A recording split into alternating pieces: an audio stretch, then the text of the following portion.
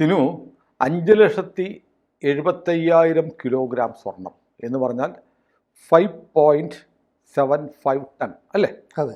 5,70,75,000 kilo സ്വർണം ഇന്ത്യയിൽ വാങ്ങിച്ചു. ഇന്ത്യയിലോ? ആരായിരിക്കും വാങ്ങിച്ചത്? നോക്കിച്ചു നോക്കും. ചുമ്മാ അത്രയും വലിയ ക്വാണ്ടിറ്റിയിൽ. അതിൻ്റെ വിലയൊന്നും ഞാൻ കൂട്ടുന്നില്ല. സ്വർണത്തിൻ്റെ വില ഓരോ ദിവസവും ഓരോ നിമിഷവും കൂടിക്കൊണ്ടിരിക്കുകയാണ് അല്ലേ? പക്ഷേ 5,70,75,000 കിലോഗ്രാം സ്വർണം വാങ്ങാൻ ശേഷിയുള്ള ആരുണ്ടാവും ഇന്ത്യയിൽ? വല്ല റിലയൻസിൻ്റെ ടാറ്റയുടെയൊക്കെ മുതലാളിയൊക്കെ ആയിരിക്കും. പതുക്കെ പറയുന്നത് എന്താ? 5,70,74,000 എന്നൊക്കെ പറഞ്ഞാൽ നമുക്ക് സങ്കല്പിക്കാൻ പറ്റത്തില്ല അത്രയും വലിയ തുകയുടെ കാര്യത്തിൽ. ശരി, അത്രയും സ്വർണം വാങ്ങിയിരിക്കുന്നത് റിസർവ് ബാങ്ക് ഓഫ് ഇന്ത്യയാണ്. RBI കഴിഞ്ഞ സാമ്പത്തിക വർഷം, അതായത് 2025 മാർച്ച് 31 വാങ്ങിച്ച സ്വർണത്തിൻ്റെ കണക്കാണ് 5,70,75,000 കിലോഗ്രാം സ്വർണം. അതായത് 57.5 ടൺ സ്വർണം വാങ്ങിച്ചു. അപ്പോൾ ഇത്രയും സ്വർണം നമ്മൾ വാങ്ങണമെങ്കിൽ നമ്മുടെ പക്കൽ അത്രയും പണം ഉണ്ടാവണം. അതായത് നമുക്ക്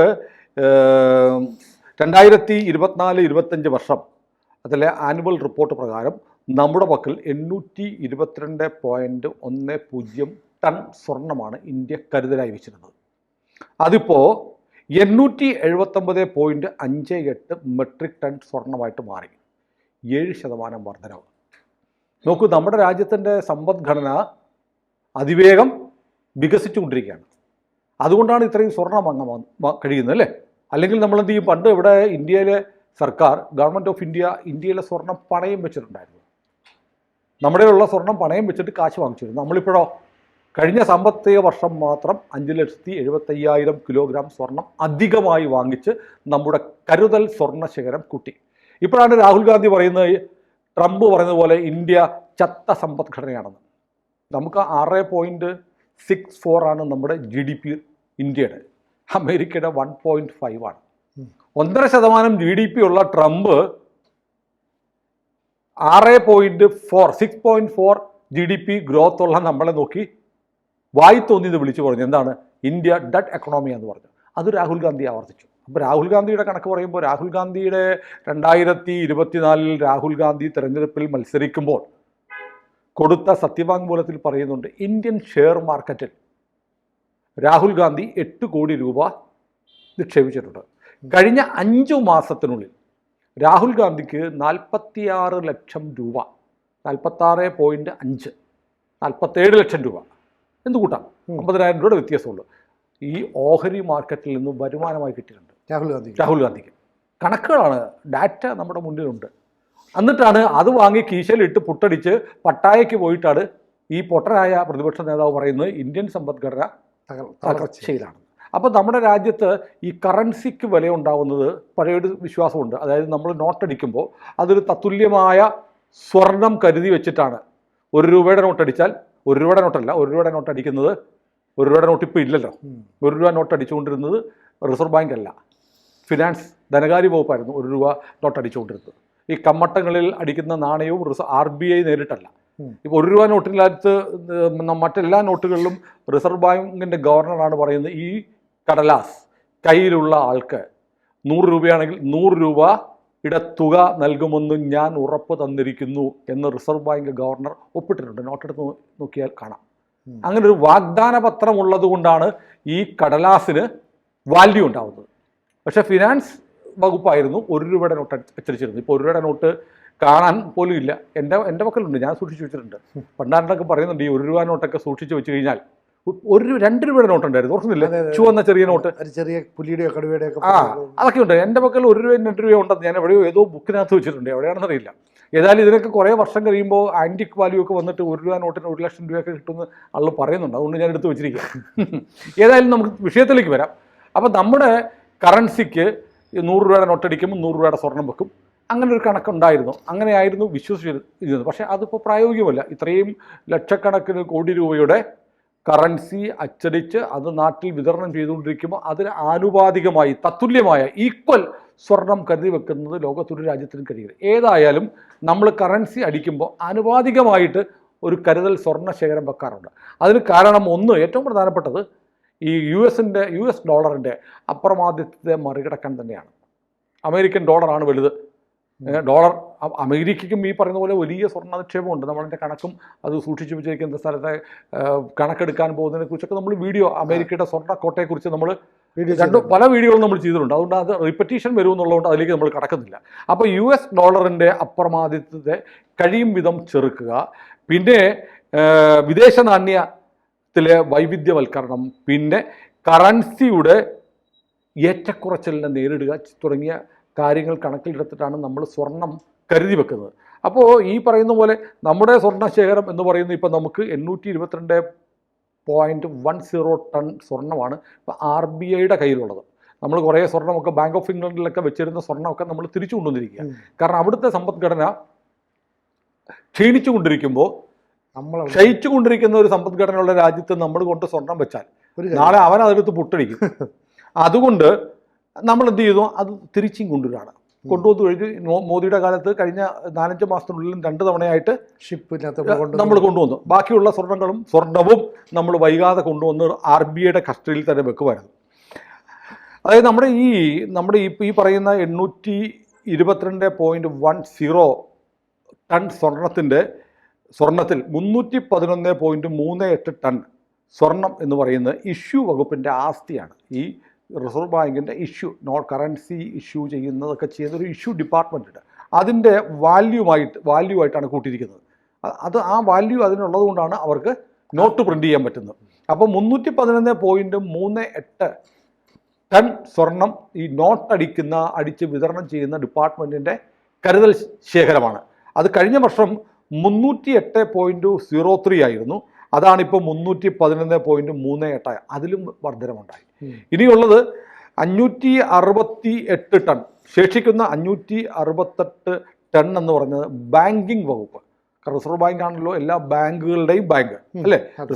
റിസർവ് ബാങ്കിൻ്റെ കറൻസി ചെസ്റ്റ് വഴിയാണ് എല്ലാ ബാങ്കുകൾക്കും കറൻസി കിട്ടുന്നത്.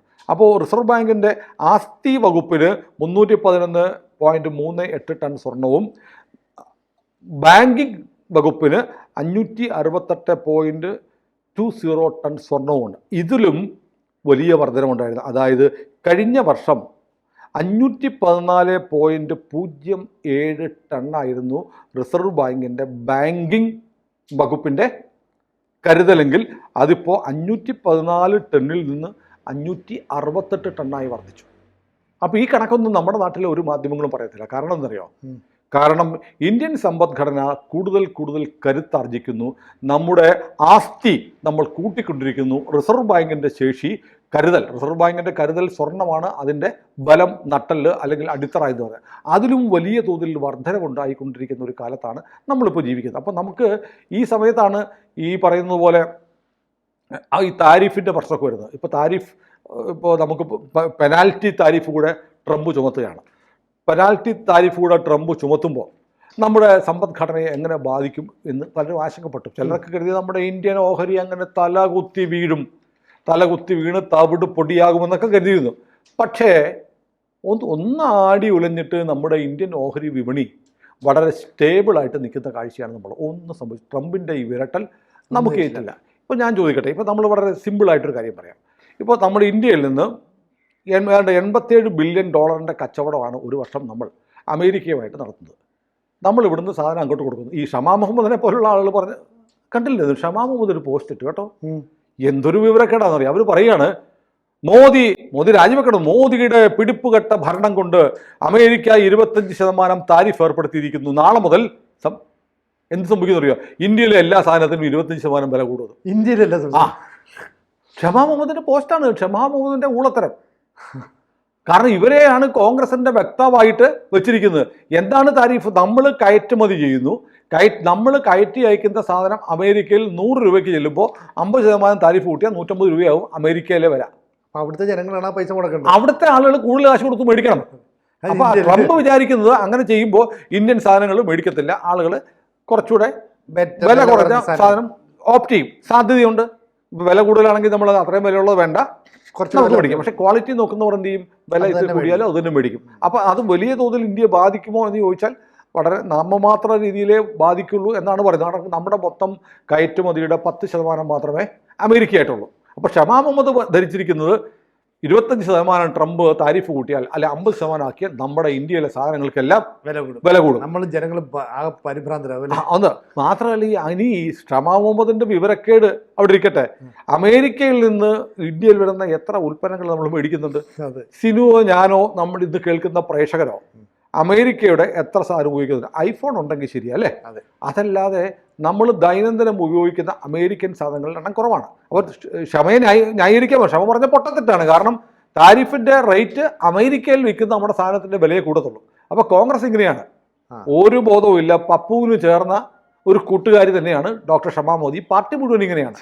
അപ്പം നമ്മൾ ഈ സ്വർണത്തിന്റെ കണക്ക് പറയുന്നത് നമ്മുടെ സമ്പദ്ഘടന ഉത്തരോത്തരം ദൃഢമായിക്കൊണ്ടിരിക്കുകയാണ്. സ്വർണത്തിലുള്ള നിക്ഷേപമാണ് ലോകത്തിലെ ഏറ്റവും സുരക്ഷിതമായ ഭാവിയിലേക്കുള്ള നിക്ഷേപമെന്ന് എല്ലാവരും കരുതുന്നു. നമ്മുടെ വീട്ടിലെ സ്ത്രീകളും എന്തെങ്കിലും മാർഗം കിട്ടിയാൽ 1 പവൻ്റെ സ്വർണമെങ്കിൽ അത് മേടിച്ചു വെക്കാൻ വേണ്ടി സ്വരുക്കൂട്ടി സമ്പാദ്യം ഉണ്ടാക്കി മേടിച്ചു വെക്കാൻ. കാരണം ഒരാവശ്യം വന്നാൽ നമുക്ക് എപ്പോൾ വേണമെങ്കിലും ഉപയോഗിക്കാവുന്ന ഒരു വസ്തു അനുദിനം വില കയറിക്കൊണ്ടിരിക്കുന്ന കൂടുതൽ നല്ല നിക്ഷേപം സ്വർണ്ണമാണെന്ന് കരുതിയിരിക്കുക. അപ്പോൾ സ്വർണം നമ്മൾ വാങ്ങിക്കൂട്ടുന്നത് എപ്പോഴാണ്? സിമ്പിൾ ചോദ്യമാണ്. സിനുവിൻ്റെ വീട്ടിൽ സ്വർണം വാങ്ങുന്നപ്പോഴായിരിക്കും നമ്മുടെ കൂടുതൽ പൈസ ഉള്ളപ്പോൾ. നിങ്ങൾ നമ്മുടെ സമ്പദ്ഘടന നന്നായിരിക്കുമ്പോഴാണ്. ഒരു അസറ്റ് എന്ന നിലയിൽ നമ്മുടെ സമ്പദ്ഘടന നന്നായിരിക്കുമ്പോൾ അരി മേടിക്കാൻ കാശില്ലെങ്കിൽ സ്വർണം മേടിക്കണം ഇല്ല. അപ്പോൾ ഇന്ത്യ സ്വർണം, ടൺ കണക്കിന് സ്വർണം ഓരോ വർഷവും നരേന്ദ്രമോദിയുടെ കാലത്ത് വാങ്ങി കൂട്ടി നമ്മുടെ റിസർവ് ബാങ്കിൻ്റെ കരുതൽ ശേഖരം കൂടിക്കൊണ്ടിരിക്കുകയാണ്. അപ്പം എന്നിട്ട് പറയൂ, ഇന്ത്യൻ സമ്പദ്ഘടന ചത്തതാണോ ജീവനോടെ കുതിച്ചു മുന്നേറുന്നതാണോ എന്നത്? ഇത് കണ്ടിട്ടാണ് ചത്തതെന്ന് പറയുന്നത് അല്ലേ? ഏത് കണ്ടിട്ട്? ഈ പറയുന്ന ഇത്രയും കുതിച്ചു ഉയരുമ്പോഴാണ് ഇപ്പുറത്ത് മാറിയത്. അതാണ് രാഹുൽ ഗാന്ധിയുടെ എന്താണ് എന്തോ ആരോ പറയുന്നത് കേട്ട്, നെല്ലിക്ക കിട്ടുമെങ്കിൽ ഒരുപാട് നമ്മൾ കളക്ട് ചെയ്ത് അദ്ദേഹത്തിന് സമ്മാനമായി അയച്ചു കൊടുക്കണമെന്ന് ഒരു പോസ്റ്റ് കണ്ടു. അതേക്കുറിച്ച് ഞാനൊന്നും പറയുന്നില്ല, മറ്റൊരാളുടെ അഭിപ്രായമാണ്. കൂടുതൽ വാർത്തകളും വിശേഷങ്ങളും നിങ്ങളിലേക്ക് എത്താൻ ABC മലയാളം സബ്സ്ക്രൈബ് ചെയ്യുക, ബെൽ ബട്ടണും അമർത്തുക.